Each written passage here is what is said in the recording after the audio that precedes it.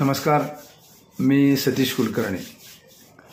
श्रीपाद श्री वल्लभ चरित्रामृत ग्रंथ अध्याय नंबर 19 मध्ये श्रीपाद श्री वल्लभांनी फार सुंदर सांगितलं आहे आणि प्रत्येक भक्ताला भविष्यामध्ये हे उपयोगी पडण्यासारखं आहे. श्रीपाद श्री वल्लभांनी सांगितलंय, माझे चरित्र वाचणाऱ्यांना अभिष्ट सिद्धी प्राप्त होतील. केवळ श्रीपाद श्री वल्लभांचे चरित्र शांतपणे रोज 1 पान 2 पान सवडीनुसार वाचलं तर त्याला अभिष्ट सिद्धी प्राप्त होतील. बोटं फिरवून काहीही उपयोग होणार नाही.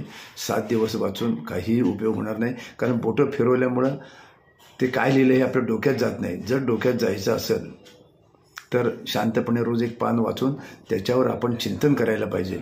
मी या अगोदर सुद्धा सांगितलंय, काया वाचा मन ही सेवा जर केली तर फार उत्तम आहे. श्रीपाद श्री वल्लभांचा चरित्रामृत ग्रंथ लिहायला सुरुवात करा. रोज 10 ओळी 20 ओळी लिहिलं तर तो ग्रंथ लिहून होईपर्यंत तुम्हाला फार मोठ्या सिद्धी प्राप्त होतील आणि श्रीपाद श्री वल्लभांचा आशीर्वाद आपल्या कुटुंबाला मिळेल आणि खरोखरच ती सेवा केल्याचा महा आनंद होईल. आणि तो ग्रंथ मग आपण अर्पण करण्यासाठी किंवा त्याचं पूजन करण्यासाठी गुरुपूर किंवा पिठापूरला गेला तर तो महा आनंद मिळेल. आपल्याला आनंद घेणं माहीत नाही. आपल्याला पळापळ, पैसे वाचवणे आणि एकाच वेळी सगळं उरकणं, यामुळं जे घडायला पाहिजे ते आपल्या आयुष्यात घडत नाही. 50 वर्ष आम्ही महाराजांची सेवा करतोय, अत्यंत शांतपणे, प्रसिद्धी नाही, कुठं गोंधळ नाही. जी सेवा इतरांना करता आली नाही ती आम्ही केली आणि करतोय. म्हणून 50 वर्ष महाराजांची कृपा, 1 नव्हे 2 नव्हे 3 अवताराची कृपा होणारं हे कुलकर्णी एकच घराणं आहे. आम्हाला जो आनंद झाला आहे, आम्हाला जो आनंद मिळतोय तोच प्रत्येक भक्ताला मिळावा ही आमची तळमळ आहे. कोणी दखल घेतं, कोणी दखल घेत नाही, कोणी मत्सर करतं, कोणी द्वेष करतं, हे प्रत्येकाच्या विचारसरणीवर आहे. पण श्रीपाद श्री वल्लभांच्या जन्मस्थानी जे पिठापूरला आले आणि योगायोगाने माझी भेट झाली आणि योगायोगाने जो आमच्या सत्संगात भाग घेतला त्यांना ही कल्पना आहे.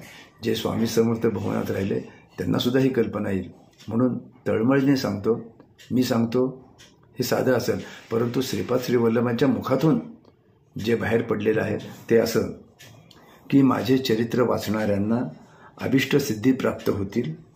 पीठिकापुरम या माझ्या संस्थाच्या संबंधित कोणत्याही सत्कार्यास सहभागी होणाऱ्या भक्तांना मी सर्व बंधनातून मुक्त करीन. म्हणजे तिथं येणं, तिथं मंदिरात प्रसाद वाटणं, स्वच्छता करणं, वाचन करणं किंवा तिथं जे कार्यक्रम चालू असतील त्यामध्ये सहभागी होणं.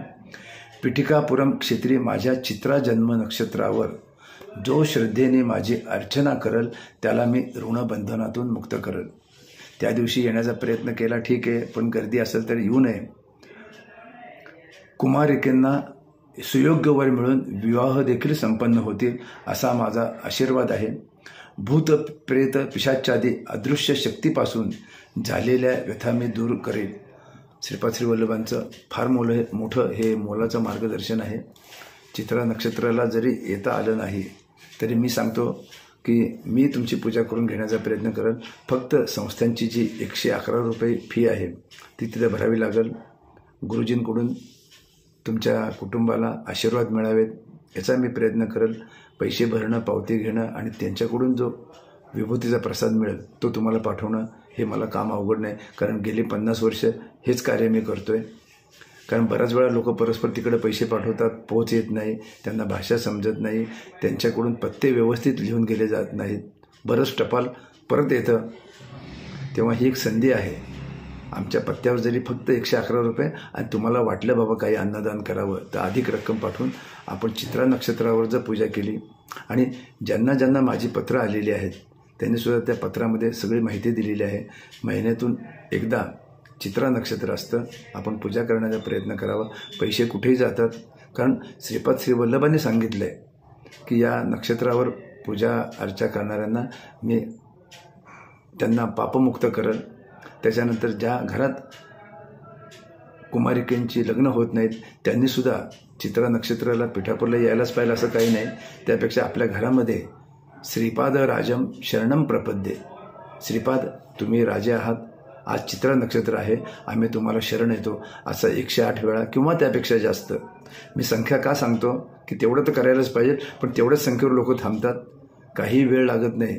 तुम्ही डोळे उघडे ठेवून श्रीपादांच्या समोर हा जप म्हणा. तुम्हाला काही दिवसात इतका वेगळा अनुभव येईल की तुम्हाला वाटेल आपल्या सेवेला फार उशीर झालेला आहे. लोकांना सेवेचा मार्ग माहीत नाही, लोकांचा कोणावर विश्वास नाही, लोक नाही त्या भामट्यांकडे जातात, फसतात, पैसा खर्च करतात. परंतु श्रीपाद श्रीवल्लभ चरित्रामृत ग्रंथ जो शांतपणे वाचतो, जो लिहितो, त्याला श्रीपादांबाबत दृढ श्रद्धा निर्माण होते आणि त्याचा विश्वास वाढतो. ते श्रीपाद श्रीवल्लभांनी प्रत्येक अध्यायात म्हणा किंवा प्रत्येक त्या ओळीमध्ये एक अक्षर, म्हणजे ह्या ग्रंथाला अक्षर सत्य ग्रंथसुद्धा म्हटले, कारण प्रत्येक अक्षर हे सत्य आहे आणि ह्या सत्यतेचा तुम्हाला अनुभव यावा अशी माझी इच्छा आहे, श्रीपादांची इच्छा आहे. म्हणून हा ग्रंथ लिहायला सुरुवात करा. एक पान वाचा, कारण वाचल्यानंतरच तुम्हाला श्रीपाद श्रीवल्लभांकडून ज्ञानप्राप्ती होईल. त्यांचे बोध आहेत त्याप्रमाणे तुम्हाला आशीर्वाद मिळतील.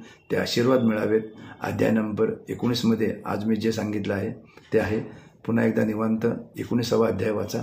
पहिल्यापासून वाचा, पण मी जे सांगतो ते जर ताबडतोब तुमच्या लक्षात यावं, त्याचं महत्त्व कळावं, तर त्याचं सुद्धा आचरण करण्यासाठी 19 नंबर अध्यायामध्ये या गोष्टी सांगितलेल्या आहेत. आपल्या सगळ्या कुटुंबाला श्रीपाद श्रीवल्लभांचे आशीर्वाद प्राप्त व्हावेत अशी मी महाराजांच्या चरणी प्रार्थना करतो. अवधूत चिंतन. श्री गुरुदेव दत्त.